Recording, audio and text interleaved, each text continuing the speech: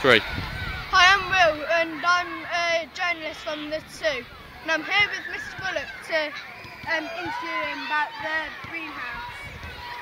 Mr Bullock, what decided you to build the greenhouse out of plastic bottles? Well, as part of our outdoor learning programme, we wanted to have a growing area, and part of that growing area is the greenhouse, so we can actually grow some tomatoes and we can grow some bedding plants to plant around the school. So initially the idea was to have a greenhouse, but we wanted a greenhouse with a difference, hence our plastic bottle greenhouse.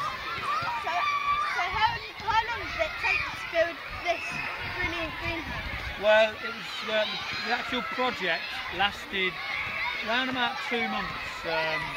First of all, we had to get all the community on board so we could collect all the bottles, and we needed 1,500 plastic 2-litre pop bottles to actually complete the project, and that took us about 5 weeks. Whilst we were collecting the bottles, we had to start to construct it, and we started by putting the posts in the ground, and then when we collected the bottles, all the bottoms were cut off the bottles, the canes put through as you can see, and they're all attached to a frame that we built, which took a day to build the frames. What are you going to put in the greenhouse in this area? Well, in the greenhouse at the moment we've got tomato plants. Years 3, 4, 5 and 6 have got their own set of tomato plants. They're all in there now actually growing as we speak, and also each year group has got their own growing area. Did any young people help you? Yes, we had lots of people helping out. We've obviously, as you can see, the bottles actually fit on top of each other. So every single bottle had to have the bottom cut off, so they sit down on top of each other. Can you see that? Yeah. Yeah. So the children in year 6 cut all the bottoms off, and the bottoms we'll now use as seed trays. So we're not throwing them away. We're going to use them. It's totally sustainable. So how long do you think it will last? Well, the beauty of this is it's very sustainable. If anything gets damaged, all we have to do is unscrew the crane at the top and the bottom, take the bottles off, replace a broken bottle, plastic bottle, and put it back together, which has actually happened. We've had a few damaged, and in a space of a few minutes, we can replace them. So very sustainable, which is important. Is there any, what actually grown in the wooden pots at the minute? We've got all sorts in there. We've got green beans, we've got carrots, we've got lettuce, we've got radishes, things that are going to grow fairly quickly, because obviously we started this plot rather late, and we want to get some things growing, ready for the summer before, particularly the year 6s move on. They won't get a chance to eat their food, you see. So, what will you do once you've used them all? Will you put them in the kitchen and use them?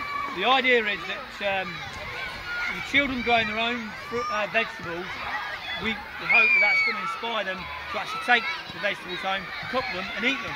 Or we might even cook some of them on site and eat them in school. So would you get any schools to help them build this if you wanted to come? Well, I know that we actually got this idea from Inglehurst Junior School. They're actually in the process of building one now. I think it's a great idea for any school, fantastic idea, really exciting and looks fantastic. I mean, everybody, all the parents and people in the local community, excuse me, when they look at it, think, wow. For a start, they can't really tell what it is until they come close and see, well, actually, yeah, it's a greenhouse made out of plastic bottles. And there's been a lot of interest from environmentally friendly people, like Biffa, the waste disposal people. They've come to have a look, and we've had also a company who do composting. They've been and had a look, thought it was great. So for any school, fantastic idea.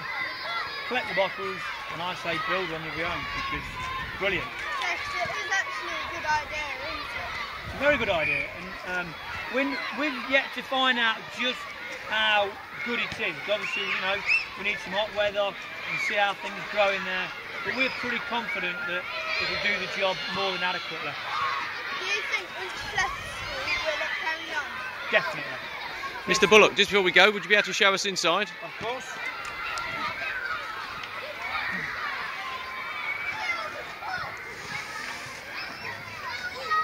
So it's actually quite small on the outside, but it's big on the inside. Rather like a TARDIS. Yeah. Yes.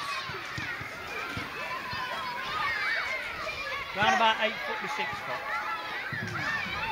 So what happens if, like, with foxes or any animals be able to get in?